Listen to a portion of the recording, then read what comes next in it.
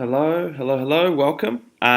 This is Jeremy, your course facilitator for NZD635 Employment Relations Online, Semester 1, 2017. How's it going? So this video is dedicated to Assessment 1. I'm going to provide a brief overview of this. So here I am on the Moodle page, and you can see the Assessment tab here. This is where you come to for assessment related stuff. Obviously, hopefully you guys have already had a chance to explore this. So here's a bit of brief introductory stuff on both assignment 1 and 2. But I'm going to focus more on assignment 1 for this video. Okay, so this is where you need to come. So you've got assignment 1 instructions, you've got the assignment 1 marking schedule, and you've got the assignment 1 Dropbox. The Dropboxes are where you submit the relevant assignments. Hopefully you guys are relatively familiar with this. If not, and if you click on it, have an explore.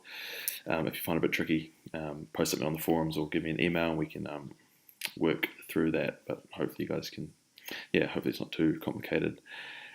Okay, right, so assignment 1, 30% due Friday the 12th of May by 5 p.m. in this Dropbox here.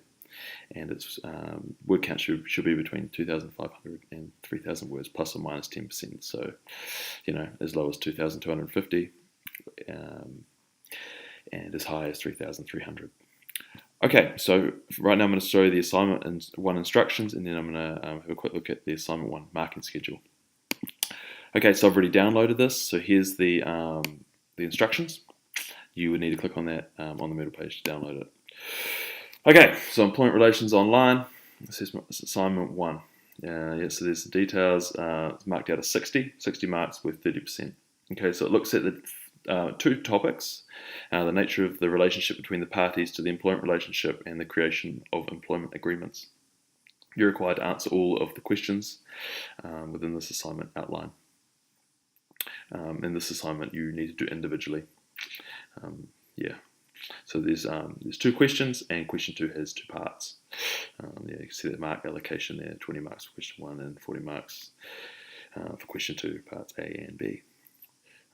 So submit online via the Dropbox. There's the word count. You need to include a cover page with the assessment name, your student ID number, the course number, and your facilitator's name. That's me. You also need to include an introduction and a conclusion. Cool. Okay, so in terms of formatting that, don't be too worried. Just use a straightforward font. Use a size 12 or whatever. And just do something that's clear and well presented. I'm not going to be really particular about that. If you can start each different section on a fresh page, that'd be great. Number pages, stuff like that. But again, I won't mark you down particularly hard if unless it's a real mess and just like impossible to work out. I'm more content focused in my marking. Background facts. So you're going to be focused on this business called Roundhead Horticulture. That's the sort of the case study for this assignment 1. So you need to read through this. You need to become familiar with it. Do whatever is necessary. Maybe discuss it with other peers, classmates, or even me. On the forums or whatever. Just so you can get a good idea of where everything's headed. Cool. Once you've done that, and been through the Moodle site and looked at the relevant material in terms of what specific subjects might be or weeks material might be relevant to different questions. You can start looking at the questions. So you've got these different questions. So question 1's got 2 parts, parts A and B. Okay, so you need to read through this and work towards answering them. In terms of setting out the report, basically I would just have question 1 as a subheading within the report, and then write this down, and then write this down, copy and paste it all, and then just provide answers. I'm not expecting some sort of it's not an essay. You don't have to be paragraph perfect or whatever. Just make sure you answer the questions, answer them specifically. Don't waffle. Stay focused on the question, on the case study, and use relevant theory, relevant resources, references, etc. to back up what you're arguing or what you're saying or your answers. Okay, so I want to see some referencing. I haven't got a particular minimal requirement for references, but probably the more you use, as long as they're relevant or whatever, the better, the higher mark you'll probably get. Because it's good to see academic research. Remember to use academic sources, stuff like journal articles and textbooks are also okay. Yeah, this can be found in the library resource for library website for NMIT. If you aren't familiar with that, have a go at exploring it yourself, or give me a message or a classmate a message, and maybe we'll work out and become more familiar with how to research relevant documents. Cool. Okay, question 2 here. So you've done question 1, you've answered those A and B.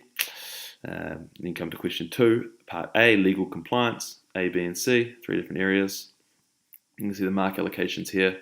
So it's worth 20 marks in total, but there's different mark allocations there. So that might give you an idea of maybe how to spread that word count and which areas you need to give more focus to. Then again, question 2, part B. Again, here you've got some various sort of sub-bits that you need to be answered, and the mark allocation is quite clear.